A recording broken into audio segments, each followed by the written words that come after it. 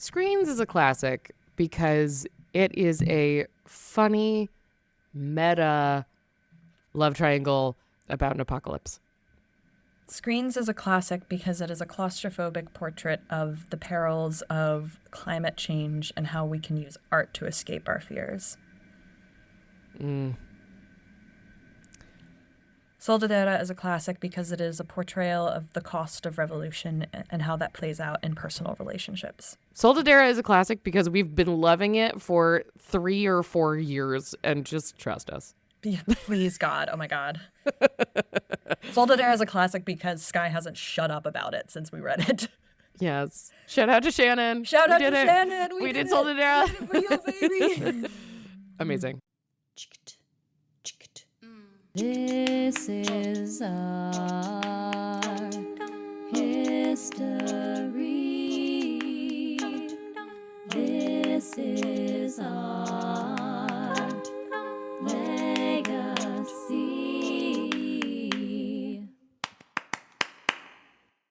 Hello, and welcome to This is a Classic, the Expand the Canon Theater podcast. We're your hosts, Emily Lyon, she, her, the artistic director of Expand the Canon. And me, Sky Pagan, she, her pronouns, and a curator for Expand the Canon. And we are so excited to introduce you to some plays by women that are classics. Now today, we are so excited to be diving into two plays. We're here to talk about Screens by Dolores Prida and Soldadera by Josefina Niggli. Now, if you were to go to expandthecanon.com, which you totally should, you'll find the following pitch for Screens.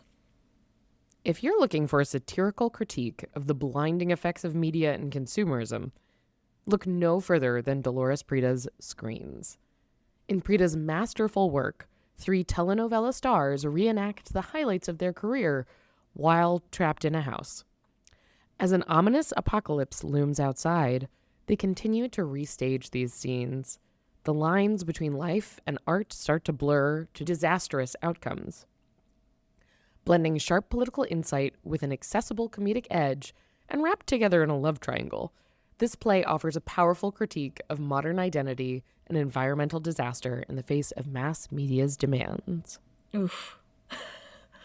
I mean, not at all relevant to the world we're living in right now. No.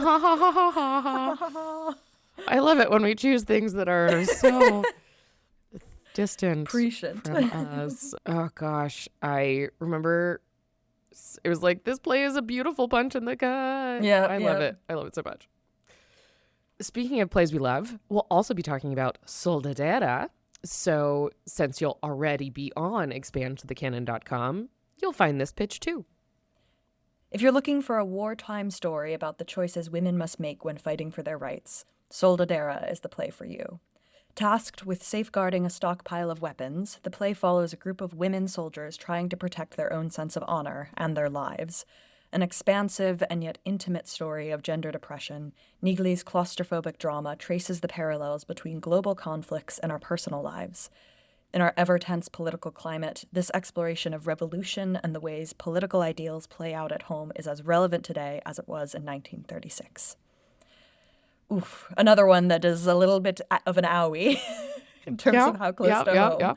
Yep. A relevant pair of plays, and how beautiful and sadly so. Indeed. But that's why we do this, right?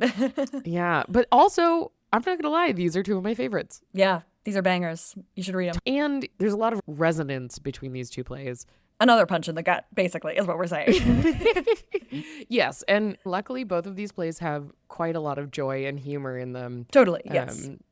But they are searingly relevant in all the right ways. Both of these plays, to me, feel like plays about the vacuum created by autocracy or by fallen democracies or larger destruction, and the sort of what you do next question after some sort of big political upheaval, and how that makes people act on a very intimate and personal level. And I think that's what's so interesting. All the big world-changing stuff is happening off stage, and it's really a play about what do you do as a person in that circumstance when the worst possible things happen.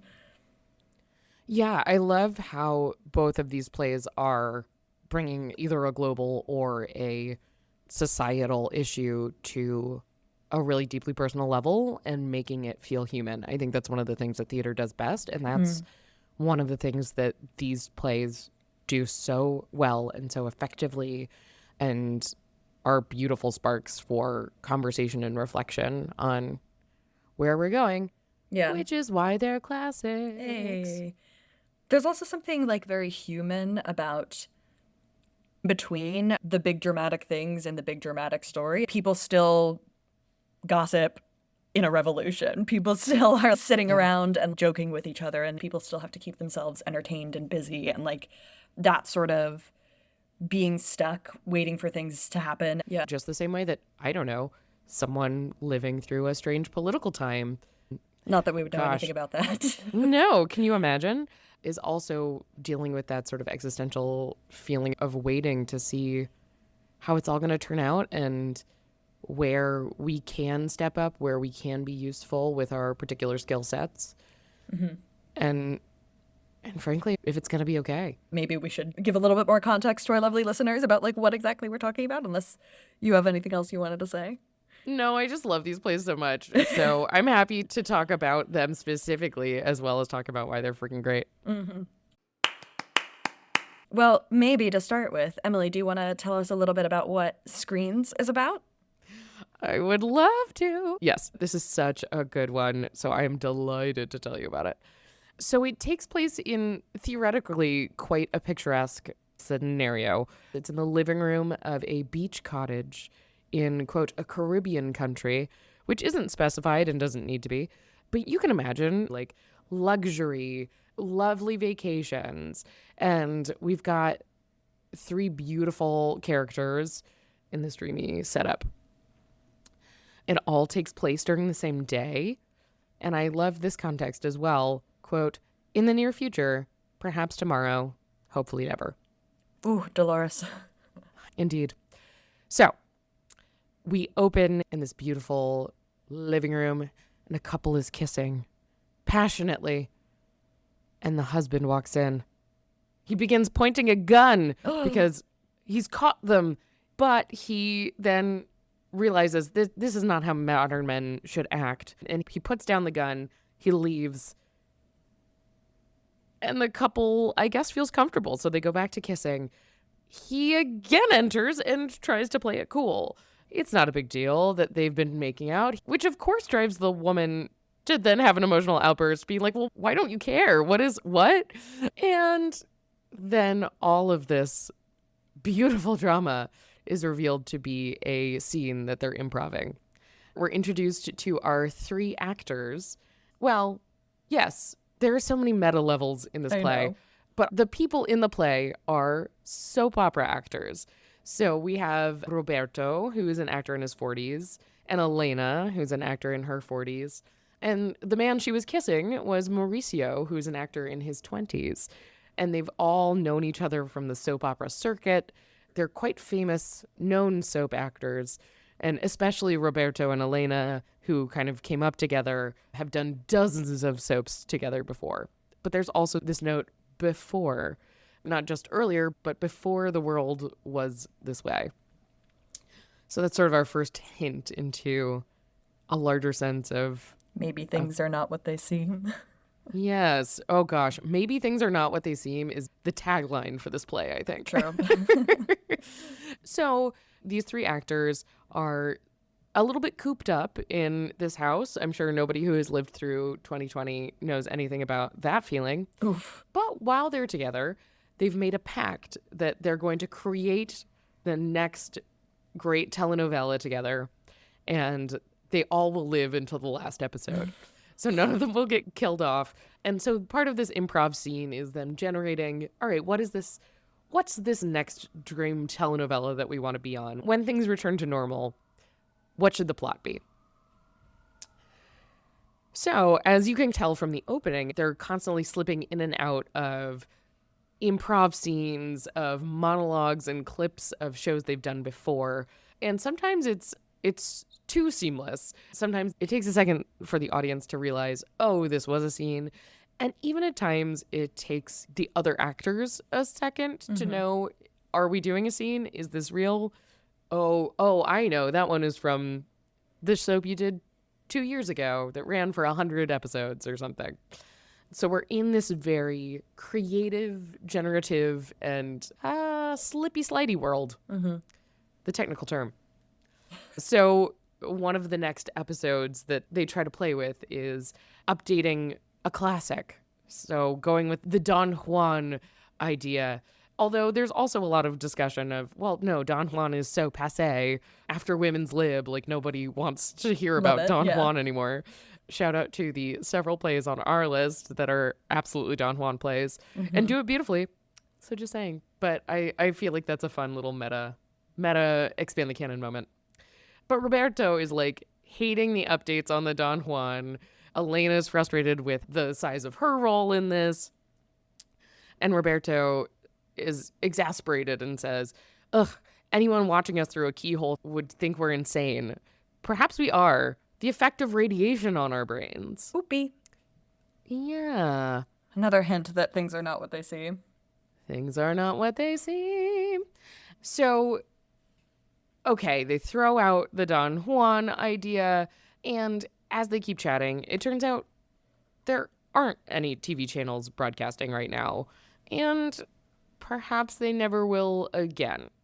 Roberto brings up that it was supposed to be a few quiet days at this beach house, but it's clearly been longer than they've anticipated being stuck together. Once again, anyone who lived through 2020, I'm sure cannot relate to this feeling, and quarantining with some folks longer than you anticipated. And it turns out that in, I guess, what we would call real life in this scenario, that Mauricio and Elena are, in fact, seeing each other. So our couple, our mixed age couple, our younger man and a slightly older woman, are actually dating, and they got together on the set of one of their soaps. And something about this seems to annoy Roberto. He had initially invited Mauricio to stay at this beach house, and Mauricio then brought Elena along, which is leading to some interesting interpersonal dynamics. And Roberto says that he's known Elena for ages. So clearly there's a little bit of history there. But Elena, who has gone off for a moment, re-enters to announce that there is no water anymore. Not a drop to drink, nothing. There's no water for showers. And it's a heavy moment that they then have to deal with. But luckily, Roberto plays it off. Hey, we've got lots of bottles of booze, so there's something to drink.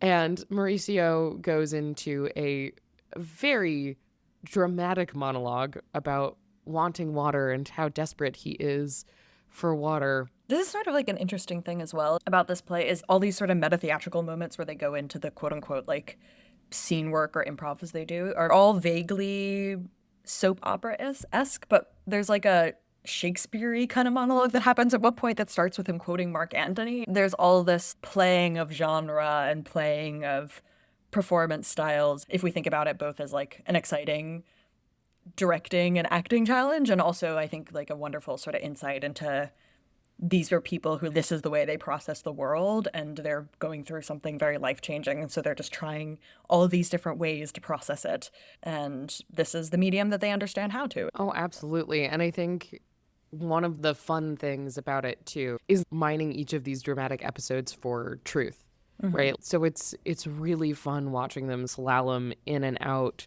and realizing that the in and the out are maybe less separate than they want them to be, or that they're admitting. Yeah, it is such a fun, weird, twisty reality that they're creating and dealing with.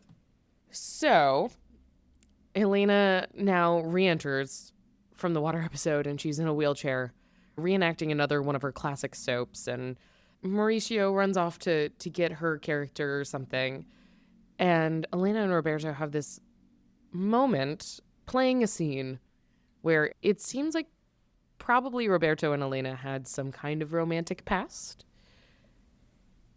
She exits, and then Roberto is chatting with Mauricio. They're getting drunk because all they have to drink now is booze. And Roberto's kind of coming on to Mauricio, which Elena catches, until Elena looks out the window and is looking at the giant waves on the beach and is slightly frightened. Roberto is shocked that she can see them, actually, because it's apparently been 3 days without the sun. It's August now, but it's been dark and it's getting cold.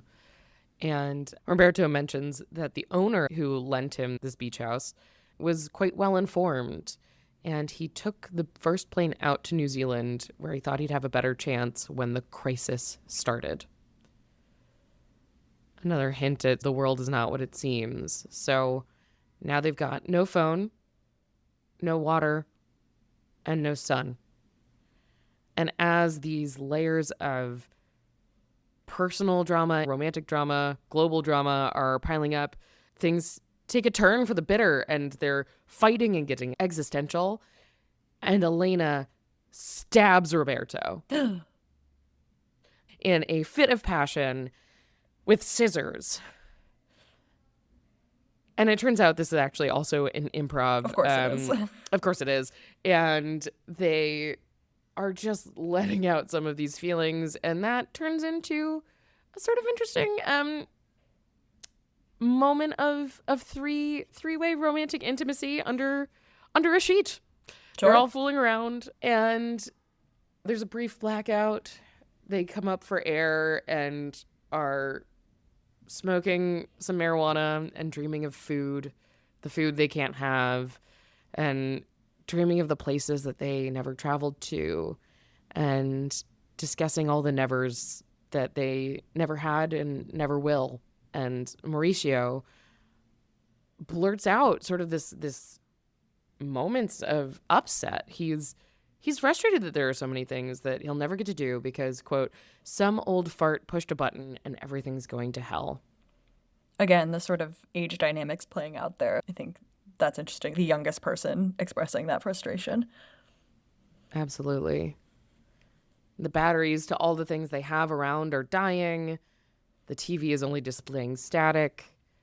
The lights flicker and dim.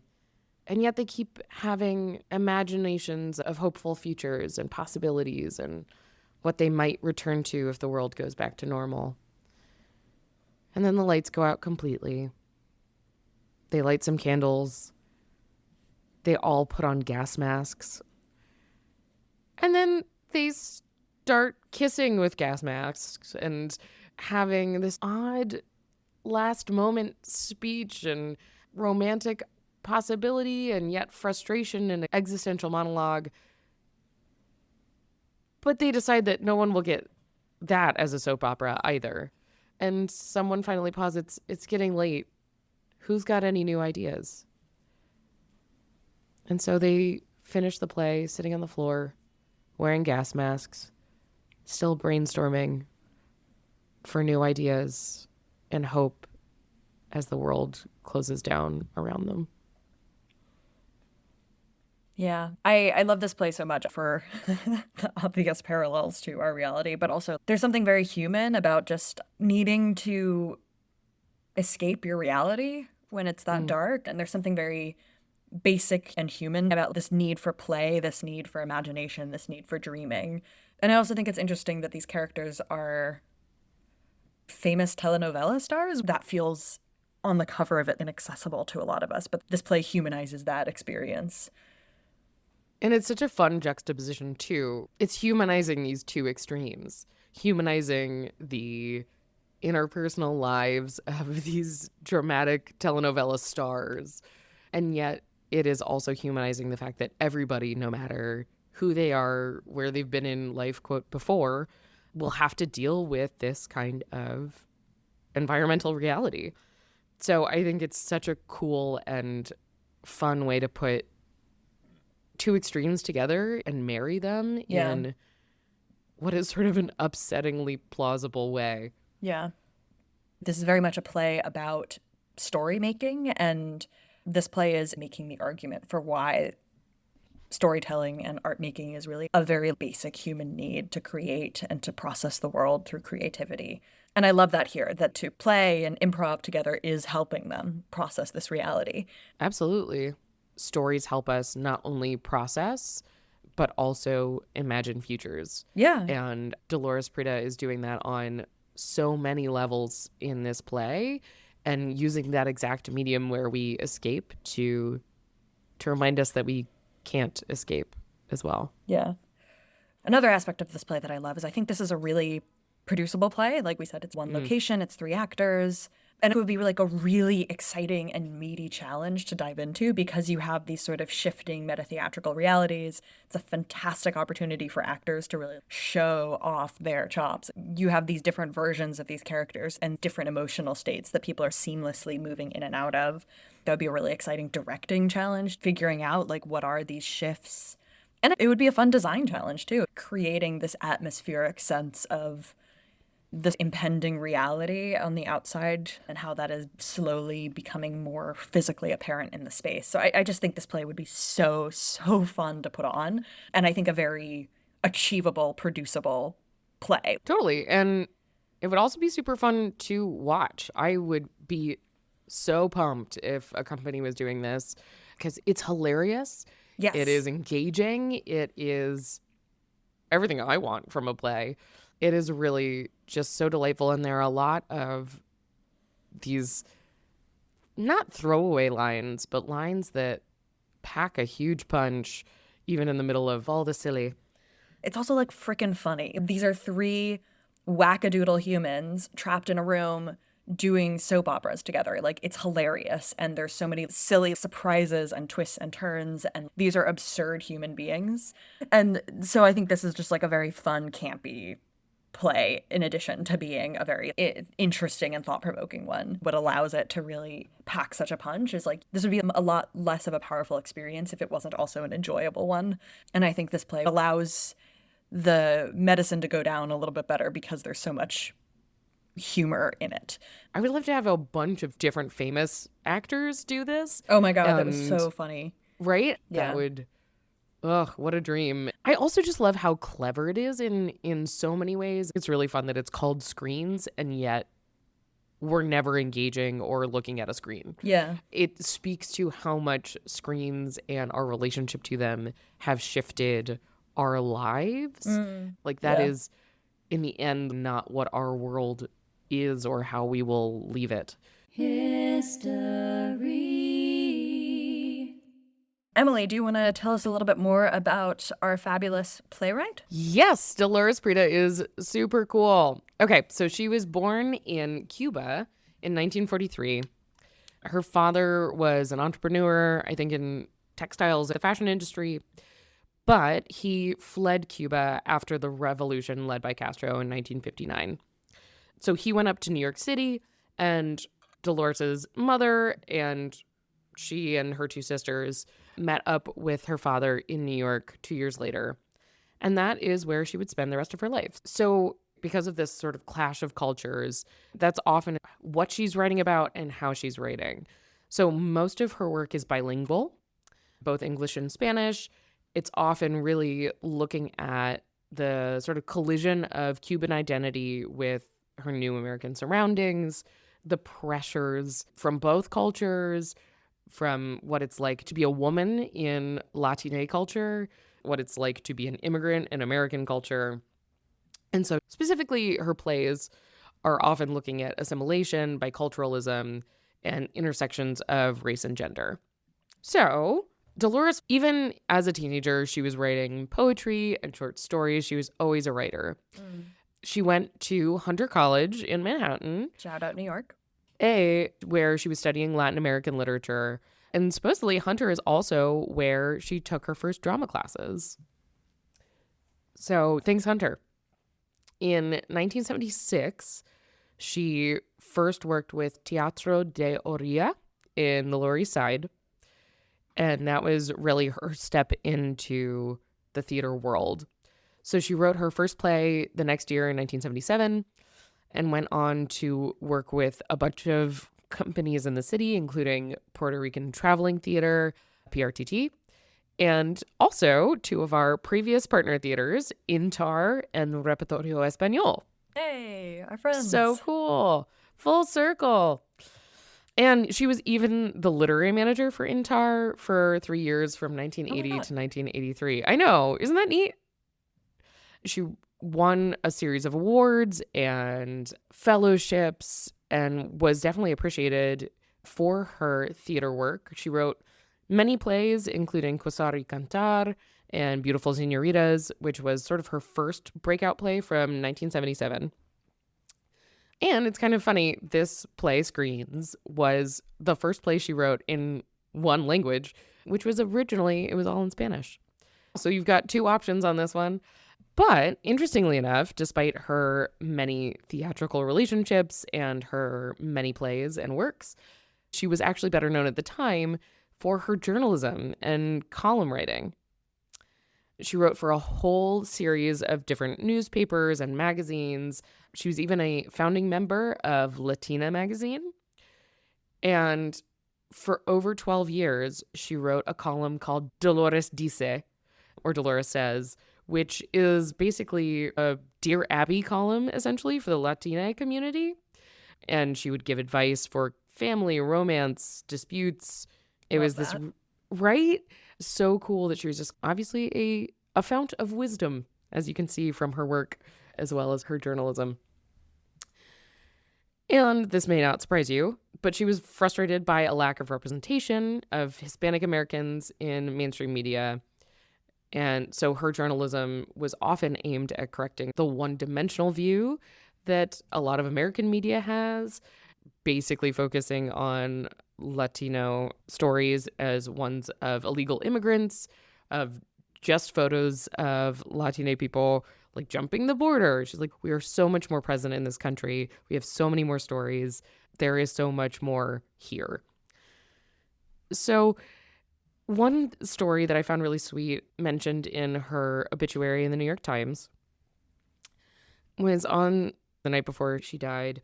She had just attended a big celebration, a 20-year celebration of a women's group of Latina journalists and professionals. And she spent the night celebrating, and she was hugged and thanked by a friend of hers, Justice Sonia Sotomayor, Hey. who, saw her the night before she passed and mentioned that Dolores was a wonderful person and a great friend. The vividness of that night before, being able to celebrate with a community of really what she was advocating for, uplifting these voices of fellow Latina journalists, professionals, people out in the world, and getting as well seen and acknowledged and celebrated for her contribution. Of course, it's sad that she's no longer here to continue contributing those beautiful insights, and I'm glad that in her time she got some of that too. Yeah, that's really beautiful. I love that detail. Look up Dolores Dice if you need some advice. I literally might.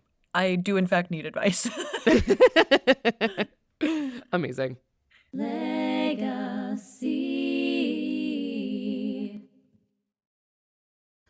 So, Sky, shall we jump into chatting about Soldadera? Oh my God. Yes. Okay. Some important context that I just have to say. This is years in the making. We read this play so long ago, and I'm pretty sure this play is one of the reasons we are doing a short play list. Oh, this year. absolutely. Just because we read this play and it was too short for what we were trying to do with the full length play lists, and we just couldn't let this one go. I love this play. It is unlike anything I'd read before, and I'm so excited we're finally getting to talk about it. So yes, I'm so excited to tell you about Soldadera, Emily. I have been waiting for years.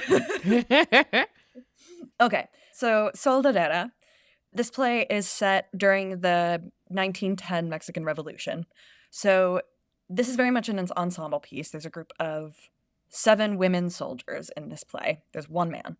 And it's really about a group of like female soldiers in the revolution. They're all on the side of the revolutionaries fighting against the Mexican autocracy. And It's an extraordinary ensemble piece about these different women's perspectives. They're all from different walks of life. They're all different ages. They all have different reasons that they're engaging in this fight that we get to see glimpses of in various moments of like their different motivations. That's what makes this play so fascinating to me, is like that sort of plethora of realities. And it's not like they're all young revolutionaries. Some of these are older women who are there because their grandchildren were killed by the state. And I just love that breadth of reality is shown here.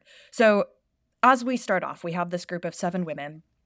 They are holed up in the mountains somewhere in some unnamed location, and they're tasked with guarding this stockpile of ammunitions that the revolutionaries have been hoarding. They've been holed up there for a while, and while they've been holed up here in the mountains, they've captured what they refer to as a rich one, who's a young guy that they presume to be some sort of government spy or agent, but is like clearly like a wealthy young man, part of the sort of quote unquote elite of Mexico, and they're therefore holding him prisoner until the leader of their troop arrives and decides his ultimate fate. I love everything about this play and this scenario, that it's like there are 7 women guarding the guns. Yes. Like that is so not the image that maybe you expect, especially a war play that's going to have women. Like 7 women guarding the guns and holding a guy captive. I'm obsessed with how it begins already from the jump. Yep. And it really begins with the rich one trying to escape. Like he tries to sneak out and the women sound the alarm and they catch him. He actually gets like shot by one of them, not badly, but he's wounded as he tries to escape. And this leads to this group argument amongst all these women about what to do with him. Some of them feel like they're just sitting around, like holding on to this guy and it's taking up all their time and they're worried that he'll escape and be able to tell people where they're hiding. Some of them are annoyed that they're wasting resources keeping this guy alive. And this is where we start to get those first whispers of the different reasons these women are here, of like the idea of holding onto a prisoner for revenge versus holding onto a prisoner so that you can like exchange him for practical reasons to make gains in the revolution. There's a particular young character, Adelita, who's the youngest of the women there, who's formed like an actual kind of relationship with this guy. They clearly have some sort of light flirtation going on, and she's the sort of young idealist of this group. She's the one whose dreams of a better society and is that kind of person who's like, they go low so we go high kind of mentality. And her point of view is like, we need to take good care of him because we can inspire change and we could win him over and all of that. So really that, again, that plethora of perspectives. And this is part of this initial conflict that starts. Some of the women are like mad at her for being nice to this guy, and they're becoming suspicious that she's becoming too close to him, and maybe that's clouding her judgment, and maybe they should do something about that. And in the midst of all of this discussion, this woman named Concha returns. And Concha is really like the HBIC of this group. She is the one who is calling the shots. She is the de facto leader of this group. Her boyfriend is like the lead revolutionary who got all these weapons that they are now guarding. And they're very much this sort of Bonnie and Clyde of this revolution. And she's been gone for days. So she just returns, and the others hastily agree not to say anything to her about their concerns about Adelita's relationship because they don't want to get Adelita in trouble. But Concha is smart. She susses out what's going on pretty quickly. I also just love how it takes a number of pages for Concha to enter. And there's almost like a mythos about who is she going to be. They just talk so much about her that she's just a looming figure, a looming image in this community. Yes. And it's very clear, like, she runs this. The conversations before she arrives are very much like, well, we can't just do this until Concha's here. We can't tell Concha. Yeah. So she shows up, she susses out what's going on, and sort of tells everybody off for gossiping. They go about their business. And everyone disperses, and she starts having a conversation with her sort of second in command of the group, Maria. And she tells Maria that the reason she was gone so long, she was supposed to only be gone a day or two, and she's been gone several days, is that there were federal soldiers in the mountains that she was having to like hide from because she didn't want to accidentally lead them back to where they're hiding these ammunitions. And she's concerned that the fact that these men are so close means that there is some sort of mole in their group because they are in the middle of nowhere. Like, they're heading up in the mountains and there's no reason that these guys should be anywhere close to them. So the fact that they are this close is concerning. And she's worried that somehow, some way, these men have found out where they are. And so she shares these concerns with Maria, who's like her trusted advisor, and she tells Maria about this plan she has to set a trap so that they can figure out who the mole is and figure out what the soldiers already know. In the meantime, Concha says that she wants to see the rich one and she wants to talk to him. So they have this really fascinating scene where she's effectively interrogating this young guy. And initially, he is trying to lean into his sort of persona of like, I'm just like this entitled rich kid. Like, I don't know what's going on. I'm a lawyer. And she's asking him all these questions of like, where do you work? And what do you like when you walk here? Like, what do you pass on your way to work and all of that? And he's giving all these answers, but she catches him out by, asking him these questions that then he answers incorrectly. And she says, actually, that's not where you say you walk past this factory, but that factory closed kind of thing. Haha. So she catches him out and he begrudgingly admits, yes, he is working with the government. He is working with the federal soldiers. As expected. As expected. Nobody is surprised by this, but she sort of gets him to admit it. What he actually starts to do is he starts trying to convince her that she should join his side. He basically makes this argument of, like, what are you doing up here? You're in the middle of nowhere. Your boyfriend is like the one doing all the action. He's making you guard the munitions. Like, you guys are out here with no recognition for all the work you're doing. You're living in grime and grit and drudgery, and you should come over to our side. You'll be treated well, you'll be respected, you'll have comfort and wealth. And he makes this like kind of sexist argument of like, I know what women want. You want nice things, you want clothes, you want to feel comfortable. But also there is like an element of truth to that. These are people who have been like living it rough for a long time. And these women are not the ones who are going out in getting glory. These are people guarding ammunitions in secrecy with no connection to the outside world. And there is like an element of truth that he's tapping into there of Concha in particular. Like, her partner is that person who has all the glory and all of that. And she's the one who is doing all this drudgery and getting no recognition. And in the meantime, sleeping on rocks and stuff like that. Doesn't at some point he ask, like, aren't you tired? Yeah. Yeah. And I think he can see that in her of like, you are holding so much and you're getting no recognition. And wouldn't it be nice to rest? And wouldn't it be nice to be comfortable again? And how nice to feel Concha seen Yeah. after all that time. Which I think is like a smart argument. And it's like very clear he's manipulating her, but she starts to go along with it. And Yeah. it's honestly a little unclear at this point whether she's going along with it to counter manipulate him or whether she is also starting to be kind of seduced by this. The reality of these revolutions and movements is there is a lot of drudgery and there is a lot of stuff that is not romantic and not exciting and is dangerous and uncomfortable, and you might not live to see the fruits of your labor. And so to sort of call that out. And also a lot of times that burden was like falling on the women. In war times, there were women involved in a lot of these conflicts, and there were women loading guns, and there were women making bombs, and there were women who were doing all these things. And that isn't respected as an equal contribution in a lot of societies in terms of these conflicts. And so I think this is tapping into a very real phenomenon. Right. How much they have been erased. And it's also sad how often that has played out in different revolutions, just like this endless repeating of the women are bearing so much of the brunt. You couldn't have done the revolution without the women. Mm-hmm. And yet, are they really getting what they need from it? Yeah.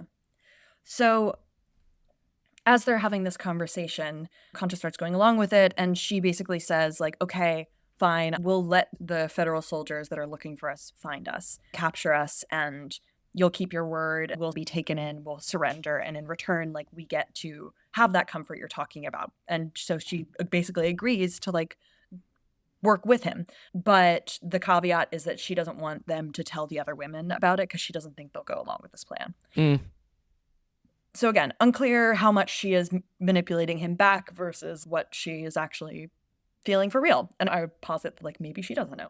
Anyway, so now the soldiers are closing in. And it becomes clear that, okay, maybe Concha was having him over a little bit because as the soldiers are getting closer, she hatches this daring trap for how she's going to really kill these soldiers because they're in this sort of treacherous mountain pass. There's this little passage they'll have to come through in order to find them. She realizes if you were to launch a grenade into that passage, these men would have nowhere to go. The explosion would kill them all before they could reach the women and find their stockpile. But this plan requires that somebody basically like run into this passage with the grenade, which is effectively a suicide mission. Yeah. So the question then becomes, who carries the bomb? And initially Concha says, I'll do it myself. And then the other women say, like, no, it can't be you. It can't be you. We need you. Like, you're a leader. You can't be the person. And Concha sort of lashes out and says, oh, it can be Cricket. Cricket is this firebrand, loose cannon type character who's super aggressive and like wanted to kill the rich one at the beginning, but also is a heavy drinker and has a tendency to say things she shouldn't. And so Concha had an argument with her earlier about, oh, maybe Cricket was the one that like betrayed them and is the reason that the federal soldiers know where they are, because maybe Cricket got drunk and said something at the bar. And so she sort of blames Cricket in this moment and says, well, you'll carry the grenade as like punishment for leading the soldiers to us, basically. And Cricket is crumbling and saying it wasn't me. And at the last moment, we realize that the rich one in the corner has this mirror that he's been like flashing in a particular way. Yeah. And Concha realizes that that's how he's been signaling. It wasn't that one of the women in the group had been carrying messages on his behalf. It wasn't that Adelita had like gotten too close to him and was leaving messages. It wasn't that Cricket was loud in the bar. It's that he has this mirror and he's been using it as a signal to the group. And that's how the soldiers found them. We don't have to blame other women? Yeah. And so in the middle of this conflict, the soldiers are coming close. The rich one has managed to trick all of them. Cricket is crying. Concha is angry. It's so tense. They're like about to be discovered. And at the last second, Adelita, this 20-year-old idealist, just grabs the grenade and runs into the mountain pass. And there's an explosion off stage and silence. And everybody's just stunned. Adelita is obviously, like, undeniably dead. She succeeded in killing these men. Their ammunitions are undiscovered, but, you know, this young idealist has been killed in the crossfire. And so the women are there sort of stunned. And after a second, Concha kind of turns on them and says, we should be singing her praises. Aren't we glad? Aren't we happy? Like, we survived and she's a martyr, basically. And so they start singing this song, Adelita, that is like this counter-revolutionary song. And so all the women start singing and they're getting riled up. And it's this beautiful moment of the revolution lives. Can you hear the people sing? That kind of moment. But Concha falters as the other women gain steam and as she continues to be the one that like inspires them and gives them their energy back in these moments of loss. We really see that final cost landing on Concha's shoulders here of this tangible moment of maybe this cost was too much. And that's where the play ends, with this moment of sacrifice and being forced to reckon with what it costs to have ideals and what it costs to act on them and what it costs on a very personal level to be involved in these sort of conflicts. And that's how the play ends. Yeah, with a bold moment of bravery from the youth and a sad moment of reflection from those left behind. And I love this play so much because it really speaks to, I think, the moral complexity of what it is to fight for something. Because it's very easy to have this very like black and white view of we're doing this because we are right and we are righteous.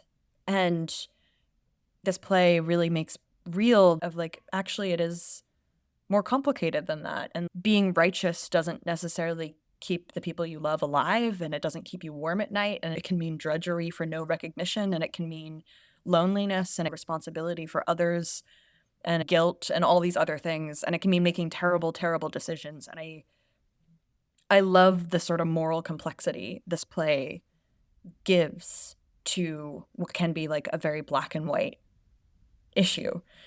And also, I want to say, like, this is not a play that is theoretical or heady. It's a very, like, grounded, emotional play. These are real people who are experiencing really real, raw feelings in real time and trying to make the best of it. All of them having such specific relationships to why they are here, what they are fighting for. Each one of their wonderfully different personalities is so deeply grounded in the many, many reasons you might want to be for the concept of revolution, right? This black and white ideal of what that is, but finding all the shades of gray, all the approaches to how do we live in the middle of this? How do we live in the middle of the increasing loss and loss and loss around you? Yeah, the dynamism and specificity of these women is, I think, what gives this play such literary depth and resonance. Yeah. It's a beautiful play. And like Emily was saying, like all of these characters are differentiated. This is an ensemble piece and a phenomenal opportunity for actors of different ages. And also is a beautiful portrait of just the complexity of humanity. It's just a really resonant play. And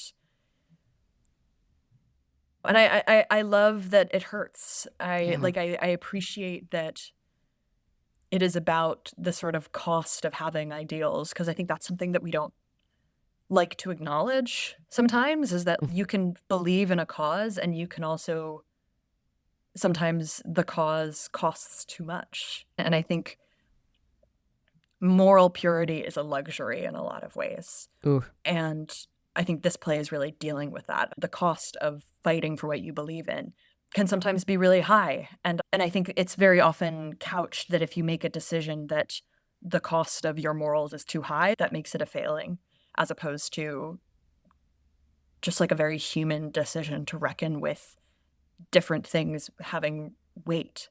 It's very easy to be righteous in a vacuum, but like when you are cold and hungry and lonely and people you love have died, of course you are going to be seduced by the idea of security. And I don't think that makes you a bad person. I think that makes you human.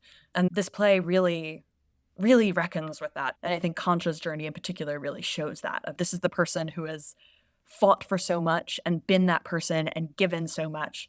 And then we see the moment where they're reckoning with, oh, maybe I don't have more to give.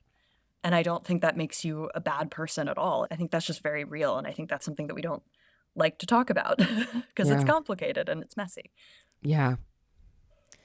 The rich one has this line, "You're not women, any of you, you're vultures." Mm-hmm. And I know he means it as an insult, but zooming out from that, like, what does it mean to be a woman? I just think it's really interesting to reflect on all of the assumptions behind that line and the imagery of who you have to become in war. Yeah. Maybe you're not men, maybe you're not women. Maybe we all become vultures. Maybe we all are just trying to pick what we can get from the rubble. Yeah. History. So, Sky, we could talk forever about how fabulous this play is, but do you want to tell me a little bit about what kind of fabulous person writes this play? I would love to. So, dedicated Expand the Canon followers, and this is a classic, listeners will recognize that we've actually talked about Josefina Niggli on this podcast before. This is the second time we have featured a play by Josefina Niggli in the Expand the Canon. And that was something we talked about and reckoned with. And ultimately, as I said at the top of this, like Soldadera is such an extraordinary play that we couldn't not. So for some of you, this might be some review. But for those of you who are newer here, I am so excited to introduce you to Josefina Niggli. Josefina Niggli was born in 1910 in Mexico to white American parents, actually. The thing that is interesting that will be reflected in her life story and her writings later on is she very much has an immigrant experience of being a person who's sort of stuck between cultures, but from a different perspective that I think is interesting and is reflected in her work. So she was initially born in Mexico. She spent a lot of her adult life in America, and a lot of her work became focused on really trying to enlighten American audiences to what an authentic Mexican experience was. We talked about this earlier when we were talking about Dolores Prida, but this is like a time where there's like a lot of really reductive portrayals of Mexican culture and what it is to be a Mexican person. And her family was American, but she had been raised in Mexico. She very much identified with the country of Mexico as her birthplace and like a place where she was raised in her young life and had spent a lot of meaningful time and had very much shaped her perspective and identity. And so used, I think, her privilege in a lot of ways in America to really try and fight some of those harmful portrayals of what that culture looked like. So part of her transition to America was when she was sent away during the Revolution. She was very young at this time, and this obviously This is the revolution that is portrayed in Soldadera. There's a very long bloody revolution in 1910 in Mexico leading on for a period of time against the dictator at the time. And so she was sent away for her safety to live in California and then in Texas, and then came back and forth a few more times over her life. And a lot of her work, I think, also goes on to reflect this idea of being not belonging in one place or the other, and also like dealing with revolutions and the reflection of that.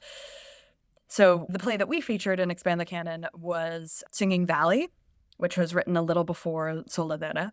And Singing Valley, I think, is a great example of that. It's a very culturally specific piece about a small town in rural Mexico, and that's a play that has sort of shadows of revolution around the background and is much more about rebuilding and industrialization, what it is to, like, what small town culture really is in a really beautiful way. And I think that's why we resonated with it.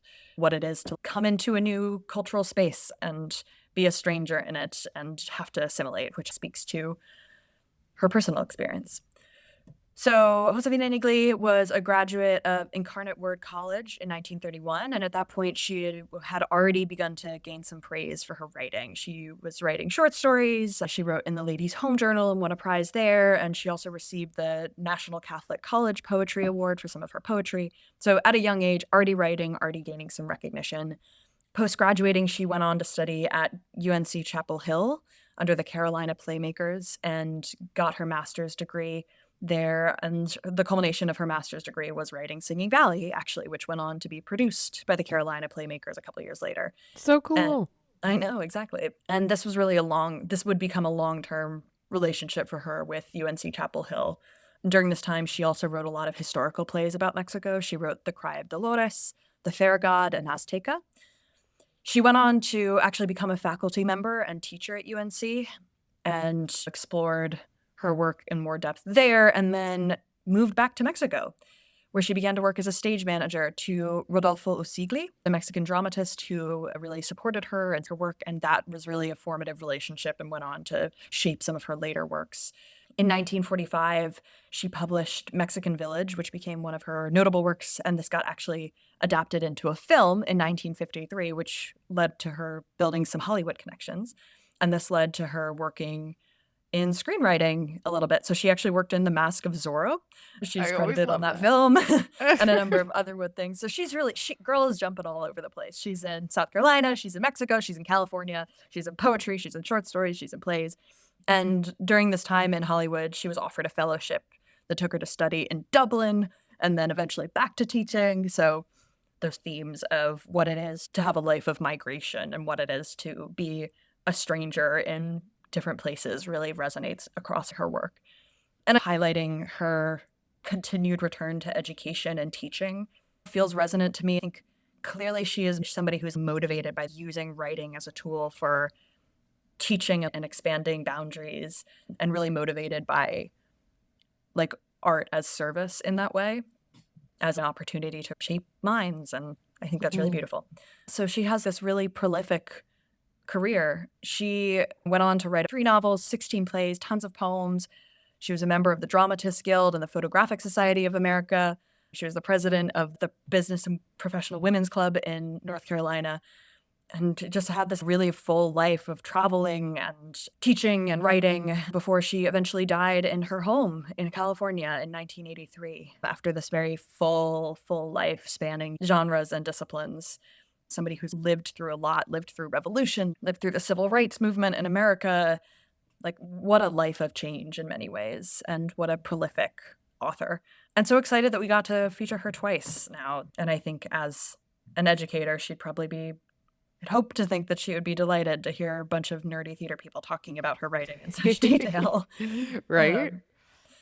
Speaking of that and her legacy and still being a part of education circles, I love the detail that Western Carolina University, where she helped found the theater department, named a theater in her honor. So if anyone is listening to us from or nearby Western Carolina University, will you take a picture of the Niggli Studio Theater and send it to us? We'd love that. I just want to close out also with sharing one of my favorite quotes. And this is talking about the rich one. And again, love that they refer to this character as the rich one. He does not have a name. And this is sort of a quote about that. You're a symbol to us. You're a symbol of all the hate and horror that the rich ones have made for us. There are no men here to tell us what to do. We stand alone. You are merely the victim. That is not our fault. Mm. And I love that quote because it really speaks to that idea of moral complexities. He becomes this reduction of all of their feelings about the people they are fighting against, and he becomes emblematic of all of that. And I think there's a lot of self-awareness in the ability to articulate that to that person. And I love that acknowledging there's no men here to tell us what to do. Yeah. Oh, gosh. This play is so rich. I do want to shout out Classic Stage Company that did a reading of this. I sent this play to Jill, telling her, yeah, this is one of our favorites. Actually, she did. The two plays that made us want to do this list, Florence and Soldadera, are two repeat authors. I will say the audience left talking about how unique and powerful Soldadera was, that they'd never seen anything like it, and what an amazing story, and what a shame that they hadn't heard it before.